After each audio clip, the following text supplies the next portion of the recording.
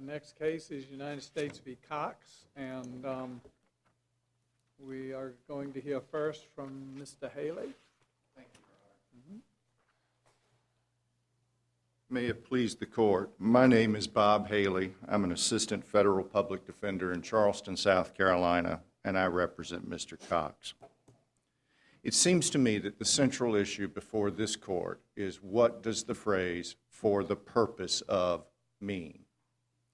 Secondly, Your Honor, if I'm correct that that is the central issue, then the issue becomes, was there any evidence to support Judge Norton's finding that the photographs that were produced in this case were for, or that the sexual activity was for the purpose of producing the 46 photographs that were in evidence in this court.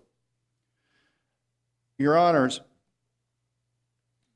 what it seems to me is if you review the pre-sentence report, we are focused upon paragraphs 11, 12, and 13, because that's what Judge Norton cited to in his determination of the findings of facts.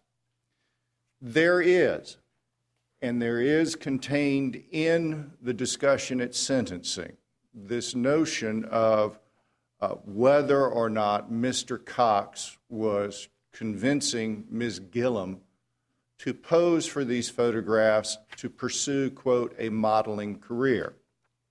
And this court has said in the past that a sentencing enhancement may be affirmed based on, quote, any conduct in the record that independently and properly should result in an increase in the offense level.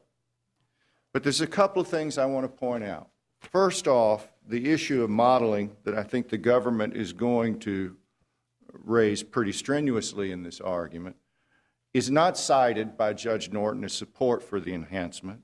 It's not cited in the pre-sentence report as support for the enhancement. It is contained within one sentence in the government's brief. And in the cases that this court has reached out for other evidence in the record, Ginwright and, forgive me if I mispronounce this, Otuyu, the evidence that this court reached out to find in the record was evidence that was subject, that had been tested at cross-examination. In fact, the evidence in both of those cases arose as a result of a trial. In this case, you do not have that.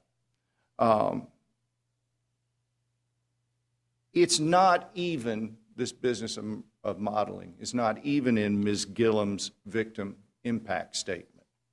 So the only thing you have it.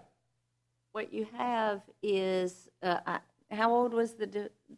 I think between the ages of 12 and 14, Your Honor. Yes, but how old was the appellant? Mr. Cox is in his 50s. Right, okay, so what you have is a 50-year-old man giving alcohol to a 12 and 13-year-old girl and threatening and coercing her to engage in sexually explicit conduct, which is defined to include lascivious exhibition of the genitals, and taking photographs of it and then engaging himself in sexual activity. I don't disagree, Judge Thacker, but the question is, was it for the purpose of producing those photographs? And that's what's missing, Your Honor. In every case that has addressed this issue. No, it's not. How is it missing? Because it's clearly for the purpose, the sexually explicit conduct was clearly for the purpose of taking the pictures, because he would not have photographed his 12-year-old niece had she been clothed. The only reason that he photographed her was because she was stripped naked, and the reason that he had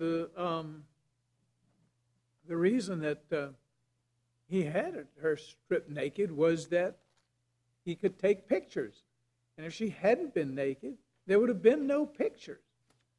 And so the sexually explicit conduct here is the requirement that she strip naked and teaching her how to pose. And the purpose element is satisfied by the fact that the sexually explicit conduct was that was the reason. That was the reason that was the whole reason he took the pictures.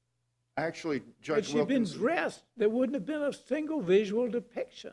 They were all of her naked. They were all of her in a sexually explicit pose. I don't disagree, Judge Wilkinson, but the matters which you say today are facts are not present in the record. Those conclusions, those factual conclusions, may in fact be entirely correct, but they are not in the record. They were not proven by a preponderance of the evidence. And therein lies the fatal weakness. Secondly, Your Honor, for the purpose, granted it's a, cache of excuse me, pictures, were the 46 pictures that were turned over to investigators by the man's own daughter, were they in the record? I bet they were. they're not in the record before us, but let me be candid with the court. Were those pictures in the record before the district? Oh, judge? yes, yes. Well, then you can draw inferences. I mean, fact finders, they draw inferences all the time. I mean, that's what fact finders do. When you look at that cache of pictures, of course you can draw inference. Number one, you don't even have to draw an inference to know that it's sexually explicit conduct. And it's a perfectly reasonable inference to know why he had her pose the way she did. Well, Judge Wilkinson, I beg to disagree, respectfully. Okay. Because to put it bluntly, the government bears the burden at sentencing by a preponderance of the evidence. In this case, What part's not in the record? I'm looking at the paragraphs of the pre-sentence report that you directed us to. 11. Paragraphs 11, 12, and 13. It's all there. no, Your Honor. What's not there? The modeling is not there. The modeling is not there. And so, therefore, what do you have, Judge Thacker? What you have is sexually explicit conduct and photos being taken of it. And the by a question then 50-year-old becomes, man with a 12-year-old however, is girl. whether or not that sexually explicit conduct was for the purpose of producing those photographs. I don't think the district court relied on the modeling evidence. It didn't rely on it at all. Well, it relied on the summary that Judge Thacker provided, which included the fact that your client dated the photographs and kept them for a number of years. I get your point that there may not be any direct evidence as to purpose, but generally and typically there isn't. You have to rely on the evidence to make inferences, as Judge Wilkinson pointed out. Well, Judge Diaz, Why isn't it reasonable to infer that at least one of your client's purposes in this case was to do exactly what the guidelines prohibited? let me suggest, Judge Diaz, two responses. First off, in every case that the government cited in its brief, in every case that I cited this court to in my brief, and indeed prior to coming up here doing another search for the last 10 years, every case that cites this enhancement had something more than simply the videotape or the photographic evidence. The guideline You're says, supposed to catch him on tape saying, I'm asking you. No, what- I'm asking Your Honor, you, excuse me. I'm I asking you apologize. To pose nude so that I can take so I can make a video depiction of it. Do we have to, seems to me you're saying we have to have that on some sort of tape, or that we No, have Your to Honor, I'm not. actually have him expressing that, but that can't be right. Your Honor, I'm not suggesting that, but what I am suggesting is if you look at all the cases and the facts of those cases, there is always present something more than simply just the photographs. And for the guideline What's to have, something more? What? well, for example, in a number of cases, you have chats going on back and forth where the defendant is trying to convince the victim to pose. In other cases, you have defendants providing cameras. In other cases, you have defendants. She's 12 years old. Look at the ages of these defendants in the reported cases, Judge Wilkinson. They are all young. If they weren't below, if they weren't minors, we wouldn't be talking about child pornography. I don't know that I'm sorry. No, go ahead. The fact that these cases that you cite to have this something more doesn't necessarily demand that that is a floor. It just means that we haven't had these set of facts in front of us. Judge Diaz, you may be right, and that may be, in fact, how you so hold. My concern is that when I read the guideline, it says, for the purpose of producing a visual depiction. And then you go to Application Note 5. And Application Note 5 quite candidly says, this should be construed broadly. At some point, however, it seems to me that what the guideline and what the application note are saying is that there have to be occasions where simply photographs aren't enough. Otherwise, the broadly, to be construed broadly phrase, swallows up every factual setting that should ever come before a court. And we ought to just simply say, C1 shouldn't even be there. You have photographs, that's it. This enhancement applies, but it doesn't say that. To be fair, the court did consider far more than simply the existence of the photographs in this case. Actually, I don't believe that's correct, Judge Thacker, because if you go back to paragraphs 11, 12, and 13, and you look at Judge Norton's statement at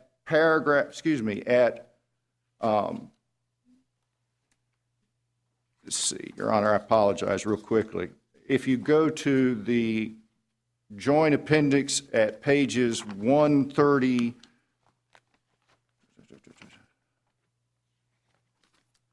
Judge Norton Joint Appendix 101, Volume 1. Judge Norton said, I believe Ms. Gillum, and he refers back to paragraphs 11, 12, and 13. If you look at those paragraphs, paragraph 11 speaks of abuse of Amanda Cooley, not Ms. Gillum. And it speaks to where Amanda Cooley found the photographs, which were under a rug in a closet in Mr. Cox's house.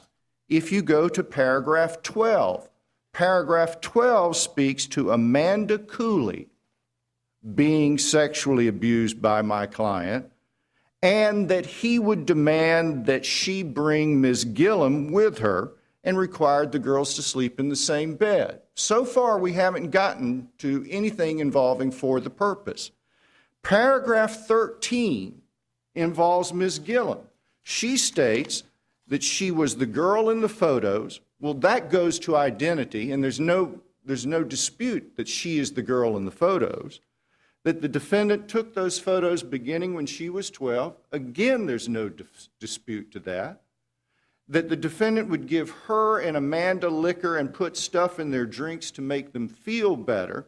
She does not say this was so that she would allow photos or sex or both. She and the defendant had sexual intercourse. That's true. That supports a conclusion that drugs and drink were present so she would have sex with him, but it doesn't go to taking pictures.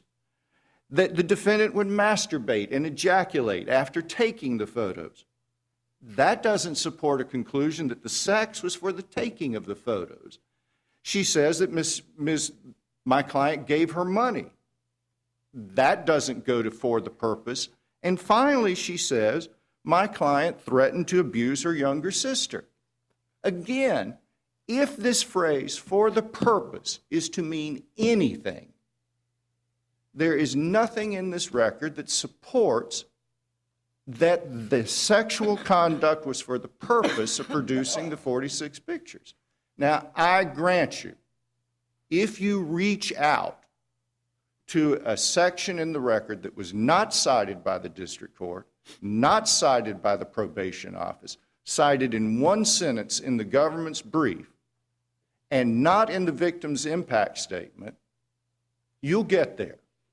But if you go back to the cases where this court has reached out, you'll find that those cases are very different than what was present in this case. We may, if you if you agree with me, you'll remand this case for resentencing. And the government at that point in time may put Ms. Gillum up on the Trying to stand. make everything into a question of law. I'm just not sure it's anything other than a factual finding. I understand, Judge Wilkinson, and you matter. I don't.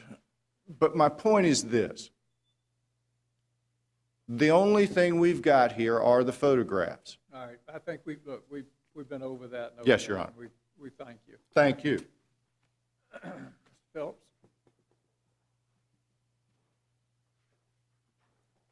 Thank you, Your Honors. I'm Peter Phillips. I'm with the U.S. Attorney's Office in the Charleston Division of the District of South Carolina here on behalf of the government. And I won't belabor the issues that we raise in our brief and that the court has raised today. We believe the sole issue here is whether Mr. Cox, in causing the victim to engage in sexually explicit conduct, had a purpose. It doesn't have to be the only purpose. We believe, based on Hugh in the Ninth Circuit, Garcia in the 10th, and Veazey in the 7th, that it was a purpose for creating a visual depiction of that conduct. The district court's ruling and the record, the court's not bound only by the district court's ruling. It can find anything in the record that supports the findings. So there are items outside of the specific ruling in those paragraphs of the pre-sentence report that I will touch on briefly. But if you just look at the district court's ruling and then consider the record, the cross-reference was properly applied.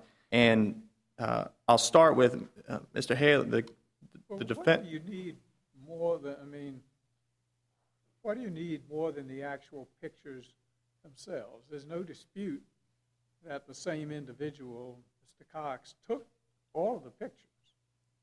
And we have the pictures. There's no question, there's no dispute that somebody else required that she posed. It seems to me, primarily, there doesn't seem to me to be a third party entering into this situation that would have been the more culpable and would have mitigated Cox's culpability in any way. Given that we know these things, that they haven't been disputed, he took the pictures. No third party was involved.